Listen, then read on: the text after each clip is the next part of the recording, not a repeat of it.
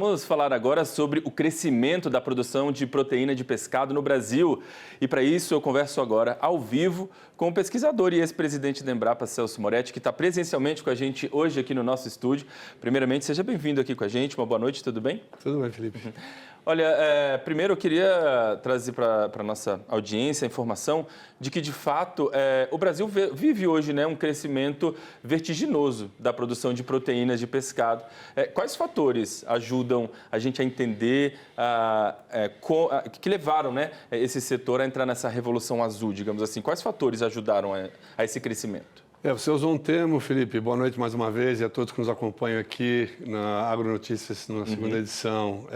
O Brasil fez a Revolução Verde, né? Fez muito bem. Nós saímos de um país que era importador de alimentos, fibras, enfim, importávamos leite dos Estados Unidos, carne da Europa, né? Pasmem, carne da Europa, feijão do México até pouco tempo atrás, e por meio do uso de tecnologia, de investimento e de produtores e de empresários, né? Empreendedores, nós transformamos a produção de alimentos, fibras e bioenergia. O Brasil é uma potência global.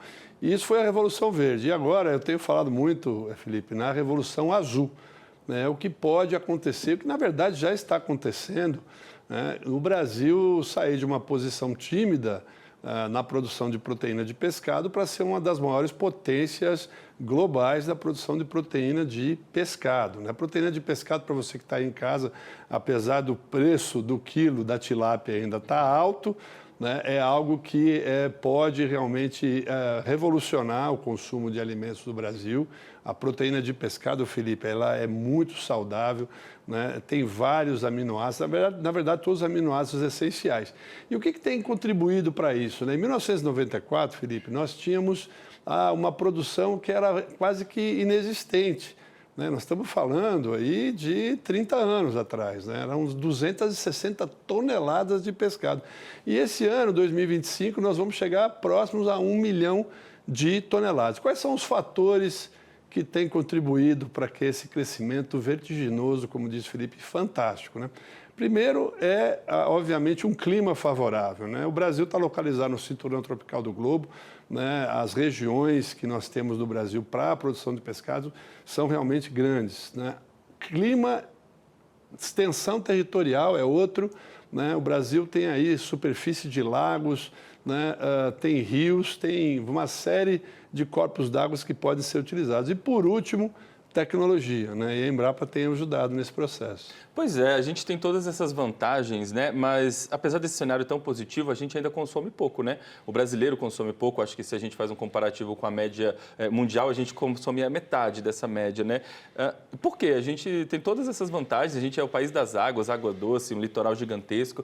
E por que o brasileiro ainda consome pouco a proteína, dessa proteína?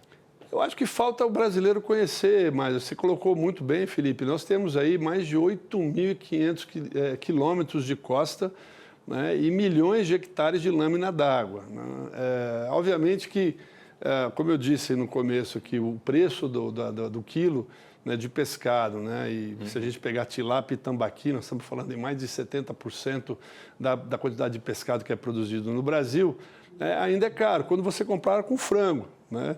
O frango teve uma explosão, né, nos últimos anos, nas últimas décadas no Brasil. No Brasil consome, aí, o brasileiro um consumo de mais ou menos 45 quilos per capita de frango, 37 de carne bovina, 18 de carne suína e o pescado ainda 10 quilos per capita quando a gente compara com o mundo, que é um consumo de 20 quilos, né? Mas nós podemos fazer, Felipe, você que nos acompanha aqui no AgroMais, a mesma revolução que nós fizemos, né, no consumo de proteína, que fizemos com a transformação do cerrado.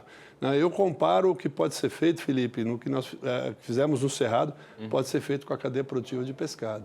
Hoje a tilapicultura pode ser considerada um dos nossos maiores cases de sucesso nesse setor de produção, de crescimento, de produção. Esse é o segmento, né, de tilápia, é o segmento que mais cresceu, né? Sem dúvida. Hoje a tilápia ela é o grande case de sucesso, né? Eles investiram em tecnologia, eles investiram em desenvolvimento de mercado, em verticalização, né? Só para ficar em 3 grandes pilares. né? E até pouco tempo atrás, aqui, imagina, conhece como tilápia, né? Mas lá fora era conhecido como St. Peter, né? E eu ia em restaurantes fora do Brasil e quando a gente olhava, estava no cardápio lá St. Peter.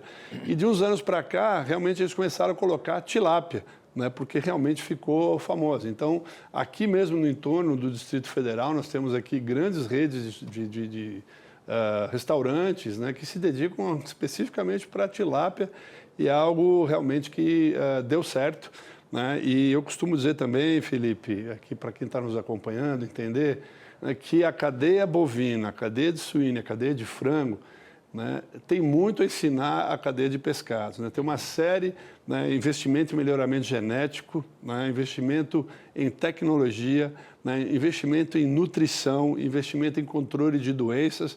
Isso foram ações que foram desenvolvidas por essas 3 cadeias e a cadeia de pescado pode se beneficiar disso. E agora a gente vale reforçar aqui para a nossa audiência uma característica muito importante, né? Essa atividade da produção de pescados, de tilápia, é uma produção bastante sustentável, né? Tem baixa pegada de carbono, alta eficiência na conversão conversão energética. Então, é uma atividade aí que vem para somar, inclusive na questão ambiental, né? Exatamente, Felipe. A gente tem falado das blue foods, né? Os alimentos azuis, né? Para você ter uma ideia, quem nos acompanha aqui no AgroMais, uma tonelada de tilápia, ou uma tonelada de proteína de pescado, não especificamente da tilápia, produz menos 87% de gases de efeito estufa do que uma outra proteína animal, né? Então, além de ser saudável, realmente é muito sustentável e o Brasil tem tudo para fazer essa revolução azul. Muito bem, quero agradecer, Celso, a sua participação aqui com a gente, viu? Desejar você uma ótima noite, uma boa semana para você e a gente volta a conversar muito em breve sobre novos assuntos por aqui. Obrigado, sempre um prazer estar aqui, Felipe. Valeu, até a próxima. Agora